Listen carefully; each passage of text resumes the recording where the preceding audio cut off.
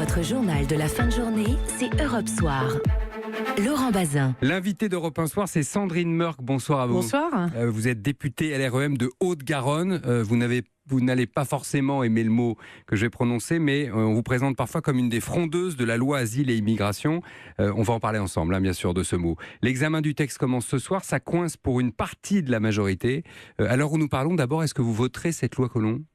Mais je ne risque pas de vous le dire tout de suite, évidemment, puisqu'on va avoir une semaine de débat et tout l'enjeu de cette semaine dans l'hémicycle, c'est de continuer ce bras de fer amical où on va confronter nos points de vue, confronter nos styles de vie, nos expériences, nos terrains, pour arriver, je l'espère de tout cœur, à un accord, parce que je ne suis pas une frondeuse. Oui. Je ne suis ni d'extrême gauche ni d'extrême droite, je suis juste avec mes convictions. Vous êtes juste de gauche et de droite et non, j'ai plus envie. Je n'ai plus du tout envie d'être à gauche ou à droite. Moi, j'aime bien votre amicalement. On va discuter amicalement. Ça n'a pas l'air tellement amical, la discussion entre le gouvernement et les députés Mais en marche moi, je trouve que ça reste extrêmement amical parce que nous avons vraiment de grosses divergences et c'est pas pour autant qu'on essaie de travailler chacun au corps des choses qui nous paraissent fondamentales. Moi, je n'y connais rien en économie, je ne vais pas aller fronder sur l'économie. Je connais très bien les parcours des migrants puisque je les ai vécus moi-même en tant que journaliste ou en tant que en recevant des gens chez moi. En tant qu'accueillante. En tant qu'accueillante, je veux dire, je connais très bien ce que c'est qu'un migrant, ce que c'est que sa détresse, ce que c'est que son désarroi, ce que c'est que massacrer quelqu'un. Donc je me sens légitime de parler un petit peu plus peut-être que d'autres sur la question. Voilà, et c'est pas pour autant que j'ai pas envie de continuer groupé parce que j'ai envie que les choses avancent. Voilà, ouais. Et je préfère avancer, quitte à se disputer, bagarrer, parce que depuis tout à l'heure, les auditeurs ne le voient pas forcément, mais vous avez vos 2 points en avant comme ça. Oui, forcément. Comme une bagarre. Comme dans une famille. Nous, à Noël, on se dispute régulièrement parce qu'on est 3 à gauche, 3 à droite, ou on l'était.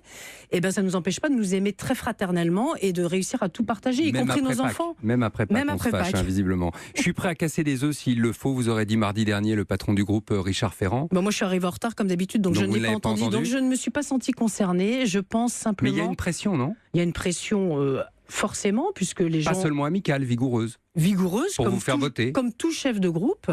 Et ensuite, évidemment, moi j'ai 56 ans, personne ne va me dire ce que je vais devoir voter.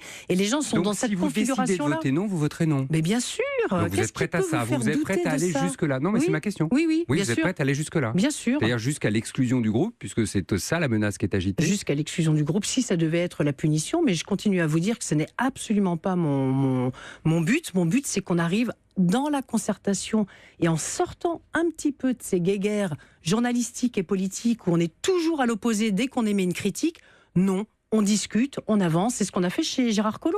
J'ai demandé une petite entrevue avec Gérard Collomb à la fin de la semaine dernière, parce qu'on était vraiment un petit peu trop, justement, on était 4 femmes à monter au créneau avec lui. On a réussi à discuter, on a réussi à proposer. On a beaucoup de concessions. Mais c'est pas 4 personnes qui vont obtenir des concessions. Qu'est-ce que vous attendez du ministre de l'Intérieur ?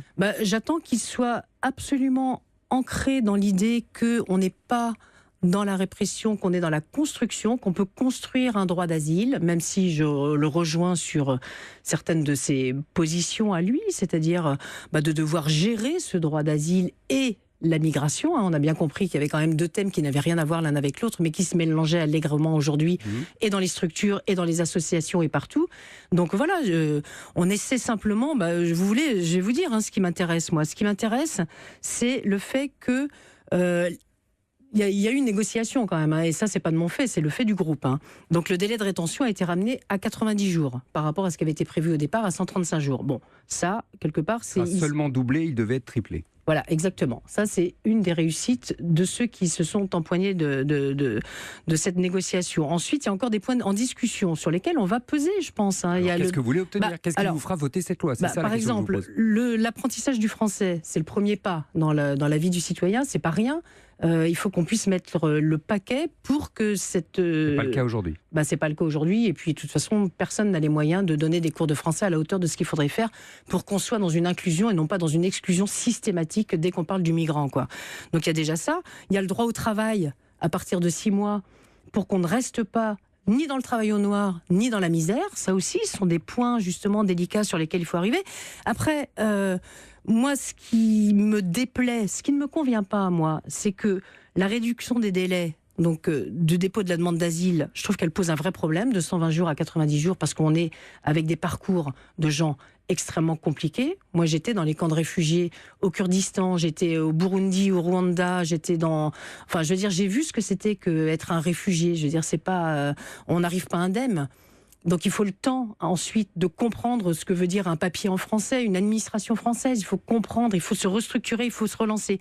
Tout ça, si on l'accélère, ça va être destructeur. Vous demandez au gouvernement, au ministre de l'Intérieur, de se montrer plus humain dans la manière dont il rédige les textes. Exactement, plus humain et ensuite d'intégration, plus d'accueil finalement. Plus d'accueil, plus d'intégration. Trop de rejets, pas trop de rejets, mais on met un peu tout le monde dans le même sac. Et je pense qu'il faut continuer à imaginer qu'une personne qui arrive est une personne qui peut être détruite ou au contraire être accompagnée. Voilà. Et je pense que sur l'accompagnement, il faut qu'on soit plus percutant.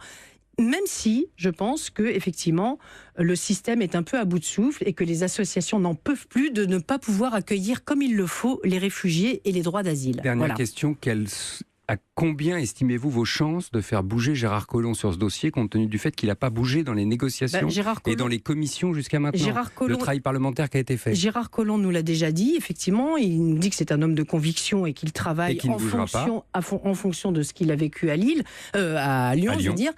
Il ne bougera pas, voilà, nous on travaille d'ores et déjà, par exemple, sur les mineurs. On sait que sur les mineurs, on va travailler au-delà de la loi, il n'y a pas que la loi, pour travailler sur l'amélioration de les lieux d'enfermement, les mineurs, etc. C'est ce qui sera travaillé après la loi. Merci et je vous dis bon courage. Merci.